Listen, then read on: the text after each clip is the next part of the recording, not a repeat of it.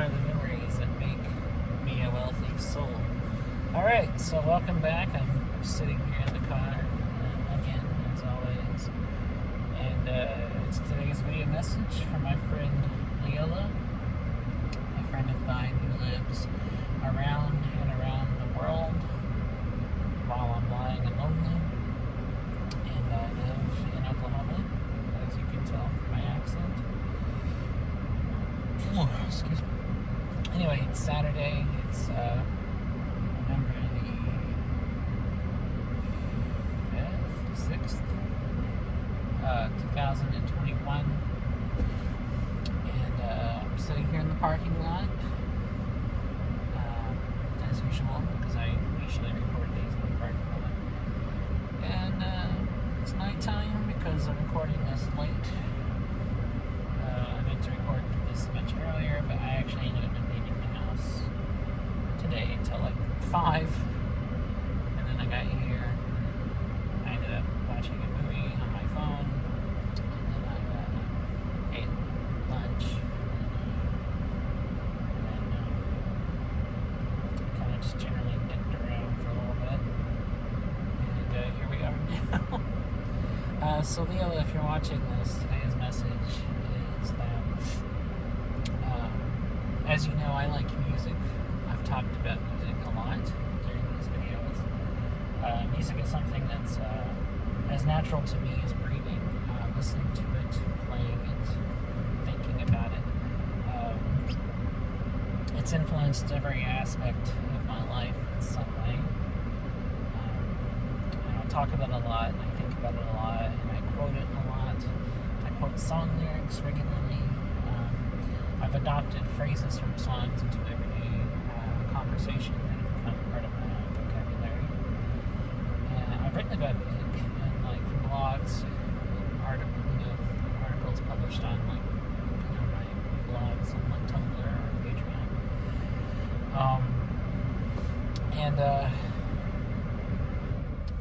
Turn it on a little bit. It's cold out here. Who would have thought November was cold? So I actually have the heater going instead of the AC like I usually do. We're getting into heater weather. It's definitely become jeans and hoodie weather, as well as blasting your heater weather. But anyway, going back to the music, I mentioned this because I'm, on the way over here, I'm listening to music. And anytime I'm driving, I'm listening to music. And, I listen to music in my room at home when I'm like getting ready to go. And I listen to music, out in public. Like if I'm going into a store, I'll put my headphones on. And so, I've since I like talking about music, and it's a good steady subject to which to talk about in these daily vlog videos, I thought I would talk about what I'm listening to as of late right now. So generally, the last few days, I've been listening to mostly Pink Floyd. Shocking for anyone who knows me. And by shocking, I mean not surprising at all. I'm a lifelong fan of Pink Floyd. They're one of my favorite bands ever. They're in my top 5 favorite groups of all time. I've been a huge fan of them since I was a kid. When I first heard them, I first heard them because a guy my mom was dating when I was about 9 or 10 had a cassette tape with a lot of their songs on it. It was a long tape, and I remember it had a huge number of songs by then. It must have been one of those like 90-minute tapes. Because I remember we would play it in the car a lot, driving around, and I was always with them. Which is weird because growing up, I actually spent a lot of time alone. My mother didn't take me anywhere, especially driving around, with whoever she was with. But for some reason, I do remember being on long car trips with those two.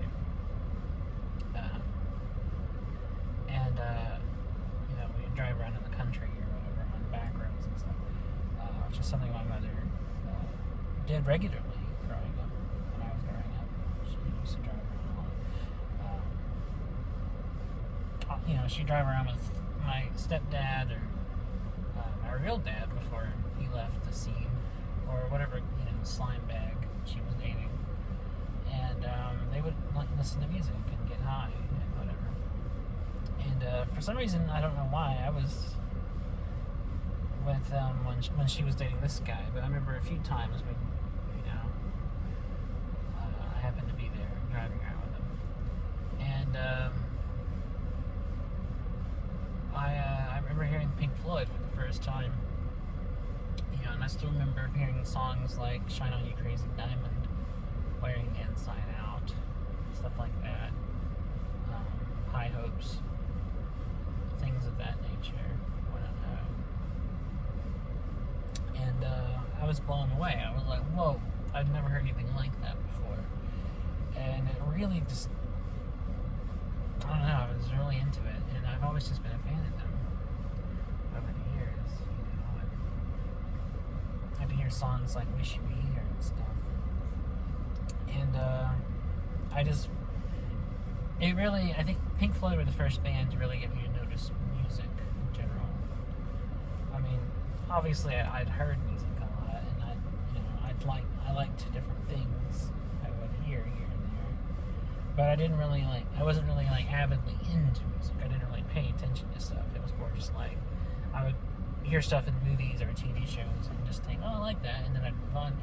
They were the first band to actually get me to pay attention to bands, to music, to who did what, to who played what song, and which I only, became more and more passionate about music over time, but they were kind of the starting point. And I've just been a fan ever since. And the first album I ever bought with my own money was Dark Side of the Moon. Which, was mind-blowing the first time I listened to it. And I listened to it every day around that time. During that time, my mother, my sister, and myself were living with my grandmother.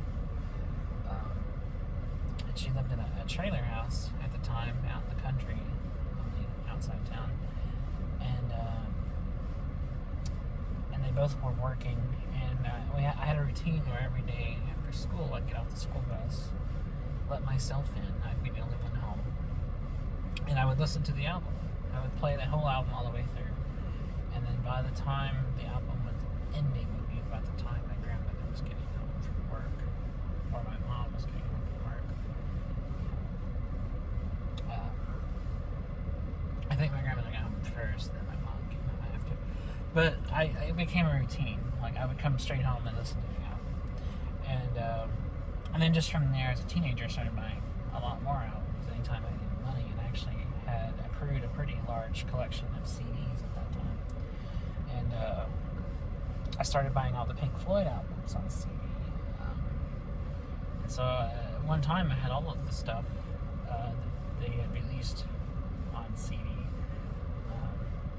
Because after I got Dark Side of the Moon, I got Wish You Were Here, which I also bought around the same time. And I also listened to that album regularly. And after that, I got The Division Bell, and then The Wall, Metal, Animals, and so on and so forth. And so those albums and their music in general have always been a big part of my life, and I've never stopped liking them. I never stopped listening to them. I never kind of outgrew them the way I would outgrow certain phases, because when I was a teenager, I went through phases where I got into something for a while and listened to it a lot, and then I'd move on to the next thing. But I never did that with Pink Floyd. I always have always enjoyed them, and I still enjoy them. It's really hot in here. I turned it on to get warm because it's freezing, and now I'm too hot. But so I've been listening to them, and I've mostly been listening to the live recordings of their stuff, so streaming some live performances. I downloaded their immersion sets of albums on Apple. Part of the set called the Pink Floyd, the early years, which consists of several albums of like obscure and rare recordings they made during the early part of the years, right before Dark Side of the Moon. And it's a set of albums that includes like the earliest things they've done from like the mid 60s with Syd Barrett all the way up to the 1972 album Obscured by Clouds. And it's interesting. I've been going back and listening to all those really early tracks, you know, and live performances of songs released in certain eras, like Echoes and stuff. It was really interesting. And I don't know. I think it's so cool that they finally started releasing some of their early stuff, because for years Pink Floyd were known as a band that never did anything like that. They never like had bonus tracks on their CDs, or they never released like B-sides, or released any kind of obscure or outtakes or demos of songs like other bands have over time. You know, a lot of bands will release like deluxe versions of albums or something with like lots of demo tracks or B-sides or singles or all that kind of stuff, and they just were never really like that. And I think they've just now gotten to a point where in the past few years they've started finally releasing early stuff and outtakes and obscure material that was never meant to be heard, especially like those really immersive box sets of albums, like that set they released in The Wall. It has like tons of like demos and like earlier versions of songs and stuff and outtakes and stuff. And I think that's really cool. I went back and listened to all that around that time, and I was like, this is amazing, hearing like all these kind of rough sketches of tracks. But lately I've been listening to Pink Floyd, but I've mostly been listening to the live stuff. I've been listening to like I'm listening to the Live at Pompeii soundtrack, and I've been listening to like performances of, you know, they've done at like colleges and stuff. Oh my god, that truck's really close. I always get nervous when those trucks get really, really close like that. And and I've been listening to like those performances of songs like Careful with That Axie G and Echoes and you know, stuff like that, either in concerts or on the BBC, you know, concerts that we used to have and stuff like that. And it's really cool hearing like those live performances, especially if like the live versions were different from like the studio versions that they put out. A really big example of this is a song like Fat Old Sun, which on the studio album, on the album Adam Heartmother, is a kind of more of a conventional piece. It's more of like a regular kind of verse, chorus, verse song. But live versions of it, when they played on stage, were more like based on like improvising and jamming, and they would turn it into like a 15-minute jam. And it's a really interesting. And they did a lot of songs. Like a lot of the songs on the album would be like a few minutes. Would in concert be like a very improvisational kind of framework to jam around.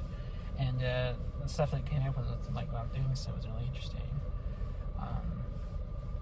And just the stuff that they thought of is really interesting. Their music is really unique, and I've never heard another band really kind of sound like them or really kind of use some of the ideas they had. They're definitely one of the most creative rock bands, I think, to have ever kind of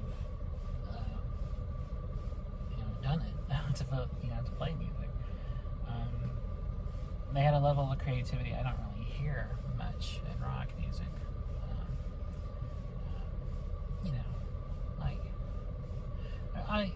There's a few other bands I would say are just as creative, not as many. Some of the most creative bands I would say would be like, Pink Floyd, King Crimson. Who else? Those are the two main two I could think of that were really interesting. Had a lot of really interesting, weird stuff. It didn't sound like anything else or anybody else. Genesis in the early period, the stuff they did in the early 70s had some really interesting and out there stuff that no one had done. And Yes has occasionally had some pretty interesting, innovative stuff. Although Yes, even though they were a prog band, were pretty standard for a rock band. um, but they didn't come anywhere close to the level of creativity or interesting stuff that Pink Floyd were doing. And I think few bands really have come close to that kind of level of creativity or innovation. They were always experimenting, always pushing forward, and they never got complacent or comfortable doing the same old. I would say, well, for the most part, I'd say after The Wall, the next album they did after that, The Final Cut, definitely kind of has that same kind of energy as The Wall. That's the closest thing I can think of to where they kind of got to a stage where they kind of just stagnated. Because there's really not much progression in sound after that. But The Wall is essentially an album. The Wall is essentially a Roger Waters album. Really. I mean, it might as well have just been just credited to Roger Waters. It's very much just him. He was a creative force behind it. It was his baby. He was very much like the brains and the creative drive behind it.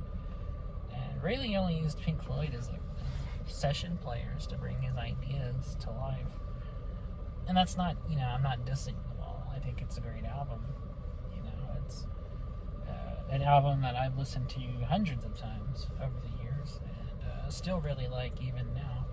But it honestly just feels more like a Roger Waters solo album. And so does The Final Cut. The Final Cut very much feels like a solo album by Roger Waters. With some occasional solos by David Gilmour. And as much as I like those two albums, I like The Final Cut and I like The Wall. Like, I definitely prefer the stuff they were doing earlier.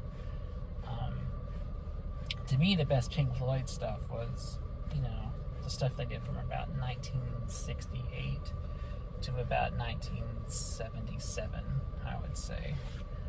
Really, from between the time of A Saucer Full of Secrets to Animals, I think is like the best period. Like all the stuff they did between is like my very favorite Pink Floyd material. Especially my favorite stuff in them really is as far as like songs or where they're really long pieces, where they'd have like multiple parts and they would have parts that changed the way it sounded, and these kind of like long frameworks in which to improvise on. That's my favorite stuff. To me, Pink Floyd were always at their best when they were like playing really long, like complex, multi-part suites. Things like Echoes, which I think is probably the best song they've ever done. To Shine On You Crazy Diamond, or even something like Dogs. Like, to me, like the best tracks by them are like the super long improvisational ones, or even something like Careful With That Axe, Eugene, or A Saucer Full of Secrets. This is really long, like multi-part improvisational ones. I think are the best, and tend to be my favorite stuff. That's not to say I don't like shorter songs by them. Even the shorter songs they did on those albums in between Saucer Full of Secrets and Animals are some of the best. Even songs like A Pillow of Winds or Fearless or Have a Cigar, Welcome to the Machine, Time. I think those are all fantastic, shorter songs for them, And that's not to say I dislike the Syd Barrett stuff. I'll definitely get into that. Okay, so you're probably wondering, since I love the Gilmour years between first Gilmour to like The Wall, how do I feel about the Syd Barrett era? And my answer to that is I love the Syd Barrett era. I do. I first heard it in high school. I actually didn't really know much biographical stuff about them until high school. And I remember reading their biography. And this was the first time I really read anything about them. I'd listened to them for a long time before then, but I never knew anything really about the band. So I was reading about them, and I was reading like their whole early history, and I was talking about Sid Barrett and all this stuff, and I was like, holy shit, I had no idea there was like a whole phase there before David Gilmour. I was like, I must find this. And I did. I bought a copy of The Piper at the Gates of Dawn, their first album, on CD, and I listened to it, and I was like, oh my god. To say it's different from what they would do later is putting it very mildly. It both does and doesn't sound like Pink Floyd. It's very much a different phase. It's very much a very different sound than they would have later. For those who don't know, Sid Barrett was the guitarist and singer and frontman of Pink Floyd before he left Pink Floyd and was replaced by David Gilmour, and David Gilmour would, and the rest of them would go into the sound that they would have later that they're most known for. The stuff that everyone knows, like The Wall or Wish You Were Here or something like that. It's different than the Gilmour stuff. But before then, they had a completely different sound. They were fronted by a guy named Sid Barrett who wrote all their material and was very much like the creative driving force behind the band and their music.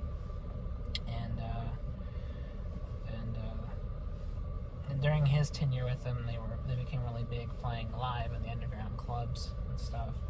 And from what I've read, they definitely, all their stuff was very much improvisational stuff that they would play in clubs with like psychedelic lighting and stuff. And it's very much psychedelic rock. It's very much, from what I've heard described, their sound at that time was very much built on improvisation and creating like atmospheres and texture. So I mean, even that far back, they were known for being an improvisational group.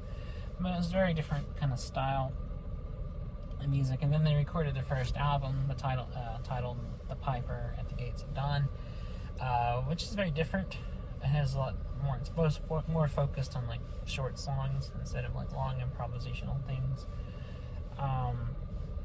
And Barrett wrote lyrics about subject matter like gnomes and bicycles and fairy tales. And it's very whimsical. It has a very kind of lyrically, the songs have a very kind of whimsical, simplistic kind of tone to them.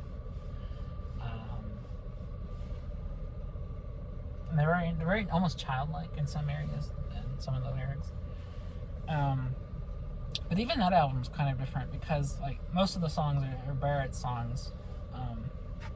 Like the gnome, the scarecrow, stuff like that, which are about these little kind of nonsensical vignettes. But even then, like they have a long track in that album called Interstellar Overdrive, which is a long instrumental improvisational piece, which is the studio version of a track they were playing at the time in clubs, which in the live versions are going very much longer, but the studio album was like 9 minutes long. And it's a departure because all the other songs on that album have more kind of more of a shorter kind of verse chorus verse structure, whereas this is like just a long improvisational psychedelic thing, which doesn't sound like anything else on that album. And the other standout track from that first album is a song that Roger Waters wrote, which sounds musically and lyrically very different from the rest of the album. It's the first song Waters would write that would be on any of their albums. And it's called Take Up Thy Stethoscope and Walk. And that one is interesting because it has like almost like a punk sound. It's very aggressive, whereas the rest of the album has more of a laid-back kind of psychedelic sound, or is very mid-tempo. This one is very aggressive and kind of more upbeat. It has very kind of sarcastic lyrics about that pertain to doctors and being sick and being in bed and stuff like that. And it's very kind of aggressive, and then there's like a long like instrumental break in it that has it's very much like a freak out. And it's very interesting, like, because tonally it doesn't match the rest of the songs in the album either. And those two songs really stand out on that record. And incidentally, those two are my favorite songs. Like, Take Up Thy Stethoscope and Walk and Interstellar Overdrive are by far, to me, the best tracks on the album. But I like the rest of it. I've always enjoyed the album ever since I first heard it. It was tracks like Bike and Untitled Mother are some really standout tracks from that record. So, I mean, yes, I do like that as well. I tend to prefer the stuff they were doing afterward, like right after, as soon as David Gilmour kind of started the band. But I still enjoy the Syd Barrett era. I still enjoy the stuff they were doing. And when the Pink Floyd in the early years came out, I got to hear a bunch of tracks I recorded with Syd back in the mid to late 60s that were very interesting.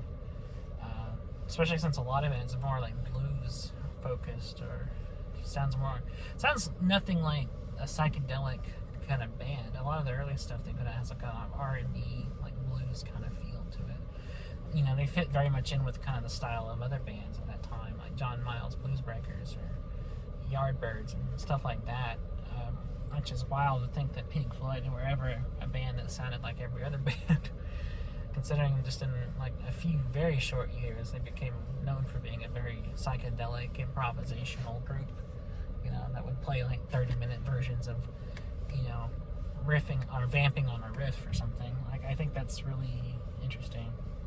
And, to go back and hear like very, very, very early tracks, like Double Oboe and stuff, like it's wild to really think about.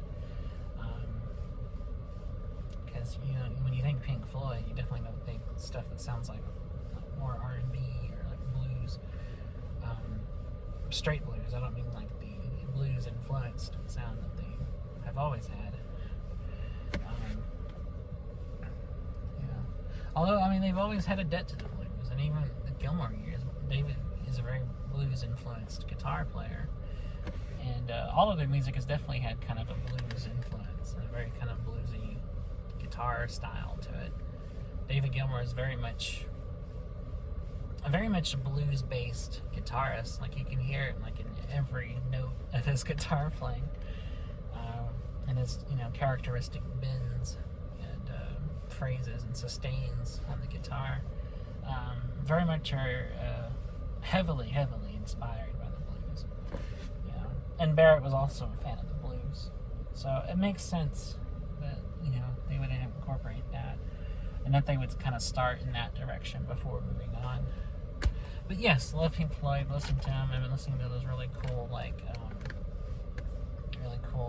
psychedelic live improvisational versions of songs like Echoes and Adam Hart Mother and all these really cool live renditions. Something else I've been listening to, another Pink I've been listening to, is the album Pink Flag by the band Wire. Pink Flag is it's a punk album, but it's not like your typical punk album. Wire were a punk band that emerged in 1977, along with like pretty much all the other big names in punk. 77 was just a monumental year for music, and all some of the greatest punk bands of all time were putting out their first albums that year. The Clash released their first album in 77. The Sex Pistols album, Nevermind the Bollocks, came out in 77. Iggy Pop was making a comeback in 77 with two albums, Lust for Life and The Idiot. And just pretty much everybody else was either releasing like their best stuff or their first stuff in 77. It was just kind of a magical year for music, and a very important one. And so Wire came on the scene with Pink Flag, which was also released in 77, and it's a very unconventional punk album. It's punk with a lot more articulation and intelligence, as well as a lot more experimentation. The tracks on it are very short, very brief. They're deliberately constructed instead of just banging out chords and screaming over it. It has very much a nuance and a kind of sense of playfulness to it, a very much sense of there's a sense of control and mastery over their instruments on this album. They even have kind of catchy choruses and stuff, that are kind of in the guise of punk. It's very interesting. It's very much a punk album, but it doesn't really sound like a conventional punk album. And it's very short and brief. There's a lot of songs on that album that are like a minute or under. It's very much kind of a, say everything as directly as possible and then in the song kind of thing. and it gives it kind of more of a cold, harsh tone to it that really kind of reflects lyrically what that album is. The lyrics are also very intelligent. They're very articulate, and they cover everything from paranoia to the media to kind of the dissatisfaction with government at the time, which is a common theme, but were expressed in much more intelligent ways than I think most punk rockers were saying. That's not to say there haven't ever been like articulate people in punk. The Clash have always been a very intelligent and articulate band as well. And some of their lyrics are also some of the most brilliant and intelligent remarks about the subject matter that punk is about. Like if you listen to a song with the Clash, like Guns of Brixton, with lines like when they kick in your front door, how are you going to come with your hands on your head or on the bullet of your gun? Like, brilliant. That's like so fantastic, and that poetically and succinctly sums up very much the punk ethos. So Pink Flag, though, it's one of my favorites. It's definitely one of my favorite punk albums ever, and just one of my favorite albums ever.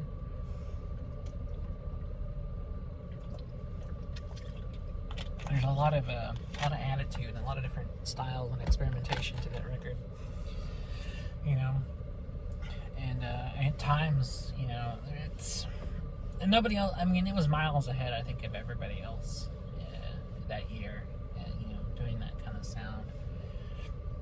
It's the most intelligent, and articulate punk rock. I mean,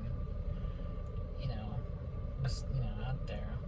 Definitely with the ranks of like the Clash or Elvis Costello, who are also some of the most intelligent punk rockers to emerge.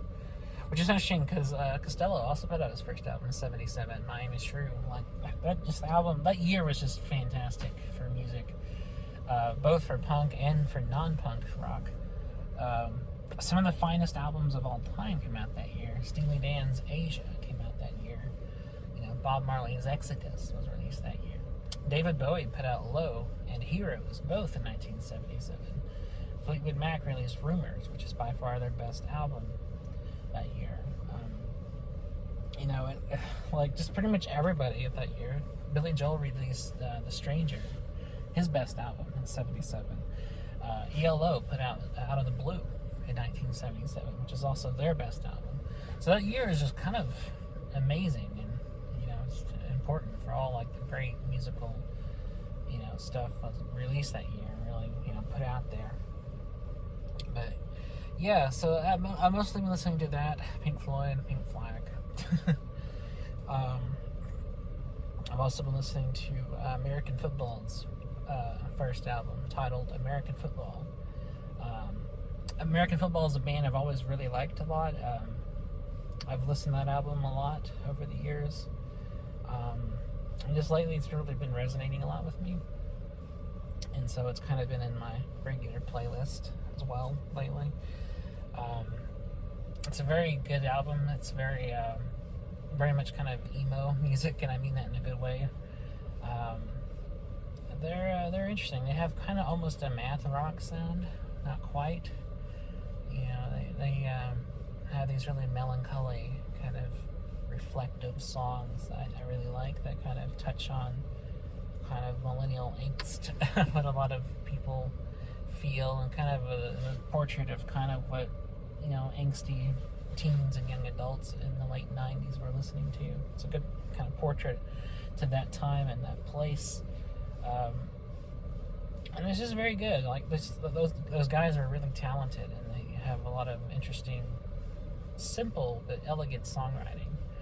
Like the structures of those songs isn't like crazy or complex or anything, but there's a lot of sadness articulated even in instrumental passages, and then like the singing, like the lyrics of their songs, talk about this kind of loneliness and loss and mourning, like relationships, and being close to somebody, and just the way they sing, and it has like this kind of anguish, yearning to it. I really like. And I don't know, American Football I think are pretty popular. I mean, I wouldn't say they're obscure by any means, but they're they're definitely interesting. They're just really good, and I like their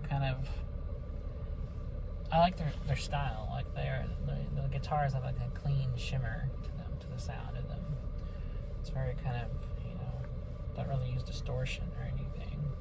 It's very straightforward, and then occasionally they'll incorporate elements of like a trumpet playing over the music, or they even have a song called The One with the Wurlitzer, where they use a Wurlitzer, piano in it. I've been listening to the deluxe edition of that first album. It has like a bunch of live tracks and stuff recorded around the time, as well as like demos of them like working through songs like they were playing with.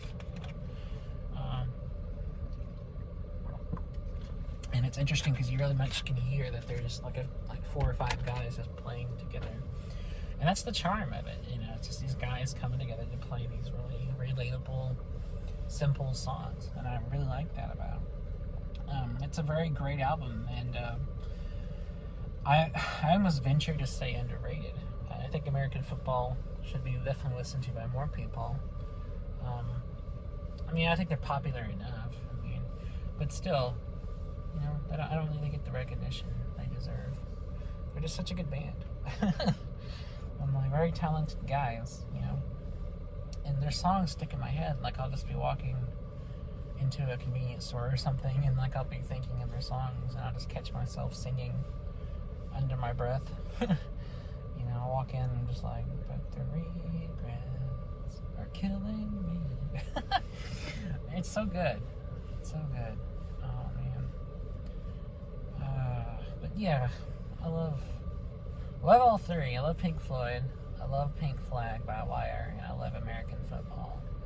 If you're gonna listen to any, 3 groups, or albums by 3 groups, definitely check it out. If I'm gonna narrow my Pink Floyd recommendations down to a single album, I would recommend Metal. That's metal, not metal. It's Meddle, Metal. Check that out. Metal, 1971, features 6 tracks. The longest of which is Echoes, which is a 23-minute track. That originally took up the side 2 of the record. Metal's very good, and it's very different. The songs are very disparate sounding. They have a lot of different tones and styles. Then check out Pink Flag from 1977 by Wire. Also very eclectic, and it features a lot of different kind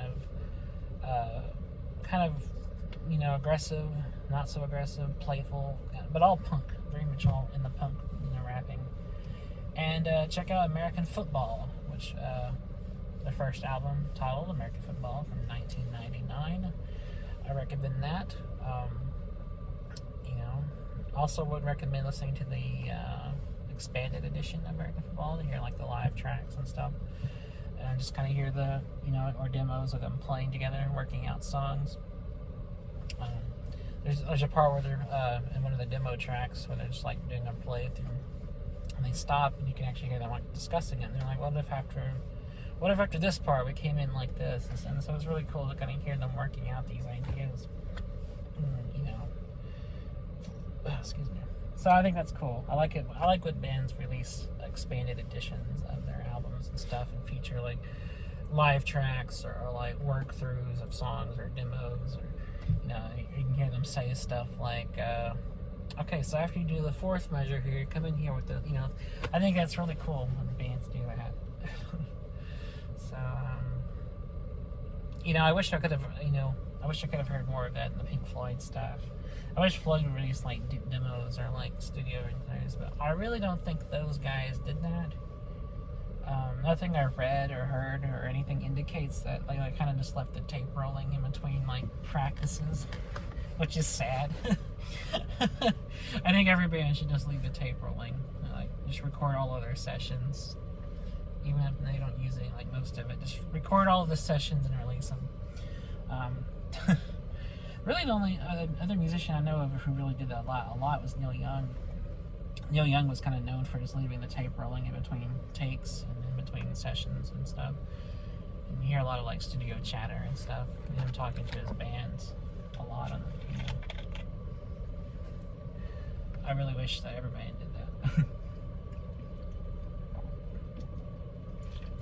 Okay, so anyways, I guess that's it for me rambling. I'm sorry to talk so much, but I love talking about music, and if I don't stop myself, I'll be here for 5 hours. That'll be like a 2-hour video at least.